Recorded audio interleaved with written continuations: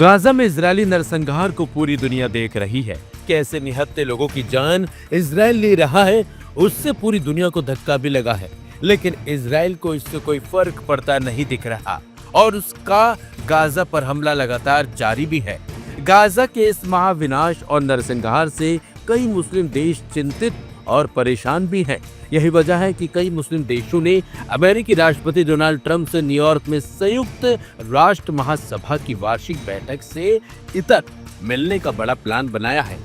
जिन देशों के नेता ट्रंप से मिलेंगे उनमें सऊदी अरब, संयुक्त अरब अमीरात, कतर, मिस्र, जॉर्डन, तुर्की, इंडोनेशिया और पाकिस्तान के नेता और वरिष्ठ अधिकारी शामिल हैं। माना जा रहा है कि मंगलवार को होने वाली इस बैठक में ट्रंप अरब दुनिया के मुस्लिम नेताओं को गाजा युद्ध समाप्त करने की अमेरिकी योजना और सिद्धांतों से अवगत कराएंगे।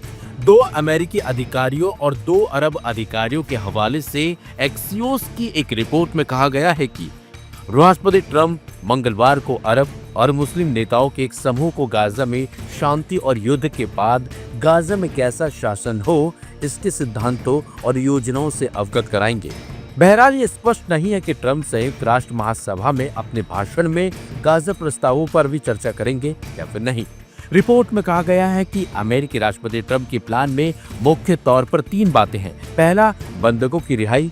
दूसरा, गाजा से इजरायल की वापसी पर बातचीत और युद्ध के बाद गाजा में ऐसा शासन स्थापित करना जिसमें हमास की कोई भूमिका ना हो।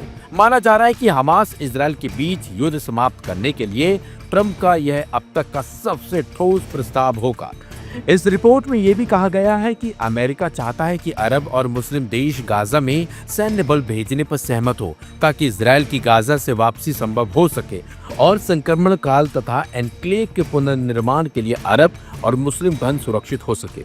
इंडोनेशिया के राष्ट्रपति प्रबोवो सुबियांतो ने सोमवार को कहा है कि उनका देश गाजा में शांति सेना के लिए सैनिक भेजने के लिए तैयार है। दरअसल ट्रंप गाजा से इजरायल की विदा कर वहां पर एक एन्क्लेव का निर्माण करना चाहते हैं और इसमें अरब देशों को साथ करना चाहते हैं ताकि इजरायल पर दबाव बनाया जा सके। इसी बीच इजरायल 3 बख्तरबंद और पैदल सेना डिवीजनों के साथ गाजा शहर पर कब्जा करने के लिए लगातार आगे बढ़ रहा है, जबकि न्यूयॉर्क स्थित संयुक्त राष्ट्र मुख्यालय में द्विराज्य समाधान के समर्थन में फ्रांस समेत कई अन्य यूरोपीय देश एकमत हो चुके हैं। वहीं इजरायल के प्रधानमंत्री बेंजामिन नेतन्याहू ग्रेटर इजरायल की अपनी परिकल्पना को साकार करने की दिशा में आगे बढ़ते दिखाई दे रहे हैं। गाजा में इजरायली सैन्य अभियान को लेकर अंतर्राष्ट्रीय आलोचनाओं का शिकार होने और अपने देश के अलग थलग पड़ने की बढ़ती संभावनाओं के बावजूद ऐसा प्रतीत होता है कि नेतन्याहू अपना आधा लक्ष्य हासिल कर भी चुके हैं। आपको बता दें, संयुक्त राष्ट्र संघ के सदस्य 193 देशों में से 147 देश फिलिस्तीन को राष्ट्र के तौर पर मान्यता दे चुके हैं और अब ब्रिटेन, कनाडा और ऑस्ट्रेलिया के बाद पुर्तगाल ने भी फिलिस्तीन को स्वतंत्र राष्ट्र के तौर पर औपचारिक मान्यता देने की घोषणा कर दी है। भारत नवंबर 1988 में पहले ही फिलिस्तीन को स्वतंत्र देश के तौर पर मान्यता दे चुका है और उसके साथ तभी राजनयिक संबंध स्थापित कर लिए गए थे। पुर्तगाल ने अपने ऐलान में कहा है कि द्विराष्ट्र समाधान ही न्याय संगत और स्थायी शांति का एकमात्र मार्ग है। लेकिन जिस तरीके से ट्रंप बड़ा प्लान तैयार कर रहे हैं उससे कहीं न कहीं इजरायल को बड़ा धक्का लग सकता है। फिलहाल देखना होगा कि आगे अब क्या कुछ करता है इजरायल इन सब बातों से इतर।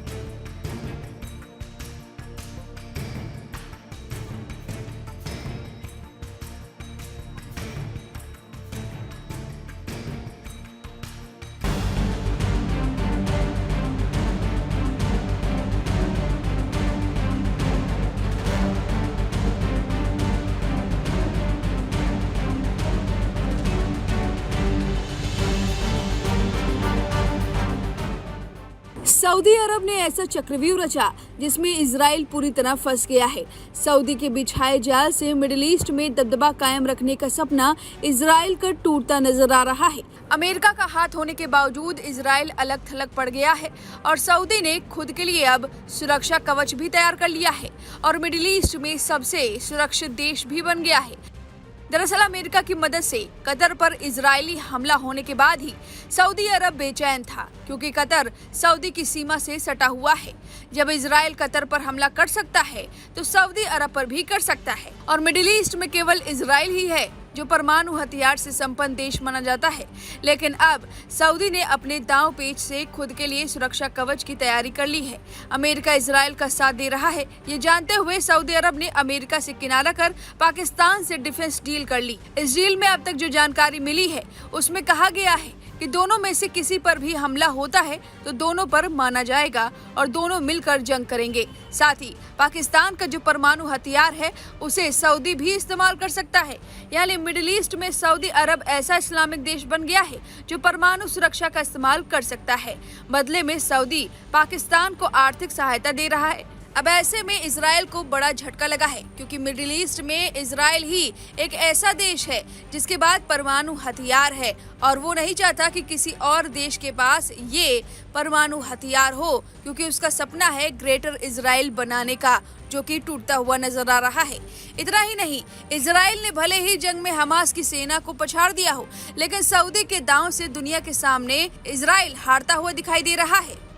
दरअसल सऊदी ने 2 स्टेट को लेकर एक मुहिम की शुरुआत कर दी। सऊदी का कहना था कि जब तक फिलिस्तीन को अलग मुल्क नहीं माना जाएगा तब तक मिडिल ईस्ट में शांति नहीं आ सकती। सऊदी की इस मुहिम को पहले फ्रांस और अब ब्रिटेन, कनाडा, पुर्तगाल और ऑस्ट्रेलिया जैसे देशों का समर्थन मिला है। फिलिस्तीन मुल्क को लेकर इजराइल के साथ सिर्फ अमेरिका है। ब्रिटेन और फ्रांस जैसे देशों ने जिस तरीके से झटका दिया है उसे इजराइल के लिए कूटनीतिक हार माना जा रहा है। फिलिस्तीन अगर अलग मुल्क बनाता है तो आने वाले वर्षों में इजराइल की स्थिति ठीक नहीं रहने वाली, क्योंकि फिलिस्तीन के पास अपनी सेना होगी, उसे हथियार रखने का भी परमिशन होगा। सऊदी ने एक दांव में ईरान को भी अब साध लिया है। दोनों के बीच सुरक्षा को लेकर बातचीत हुई है। सऊदी और ईरान पर्दे के पीछे 2015 के बाद कट्टर दुश्मन रहे हैं, लेकिन अब रिश्तों में धीरे धीरे सुधार आ रहा है। दरअसल सऊदी अरब पहले के मुकाबले काफी बदल रहा है। दुनिया के सामने वह अपनी अलग छवि बना रहा है। जब से मोहम्मद बिन सलमान ने सत्ता संभाली है तब से वह दुनिया के अन्य देशों के सामने क्लेवर के साथ पेश हो रहे हैं। वह कई देशों के साथ अपने संबंध को बेहतर कर रहे हैं, जिसने इजराइल की टेंशन और बढ़ा दी है। इतना ही नहीं, 2021 में सऊदी लेबनान संबंध और अधिक खराब हो गए थे, जब सऊदी ने लेबनानी राजपूत को अपने देश से निकाल दिया था और अपने राजपूत को वापस बुला लिया था। साथ ही लेबनानी उत्पादों पर आयात प्रतिबंध लगा दिया था। इसके बाद हिजबुल्लाह के तत्कालीन नेता हसन नसरल्लाह ने सऊदी क्राउन प्रिंस मोहम्मद बिन सलमान को आतंकवादी कहा और यमन में सऊदी की भूमिका की कड़ी आलोचना भी की थी।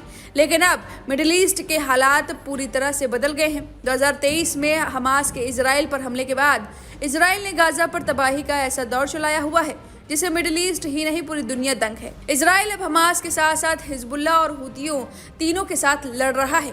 हाल में ईरान के साथ भीषण युद्ध भी किया और अब कतर पर भी हमास के नेताओं को निशाना बनाने का हवाला देते हुए हमले किए। पूरे प्रकरण से अब अरब देशों में भी खलबली मच गई है। साथ ही अब अरब नेटो बनाने की बात सामने आई है। लेकिन अब जिस तरह हिजबुल्लाह ने सऊदी की तरफ दोस्ती का हाथ बढ़ाया है, उम्मीद बताई जा रही है कि आने वाले दिनों में कई पुराने दुश्मन अब दोस्त बनने जा रहे हैं। साथ में ईरान और इजराइल के युद्ध के बाद ईरान की भी हालत काफी खस्ती हो गई है, और यही कारण है कि अब ईरान और सऊदी की नजदीकियां बढ़ती जा रही हैं, क्योंकि सऊदी की जरूरत ईरान को पड़ने वाली है और ये बात किसी से छिपी नहीं है। तो देखने वाली बात है कि सऊदी जिस तरह से दुश्मन देशों से भी हाथ मिला रहा है और इजराइल अलग थलग पड़ता जा रहा है, इससे साफ पता चलता है कि सऊदी के बिछाए जाल में इजराइल फंसता नजर आ रहा है। अब इस खबर पर आपकी जो भी राय है हमें कमेंट करके जरूर बताएं।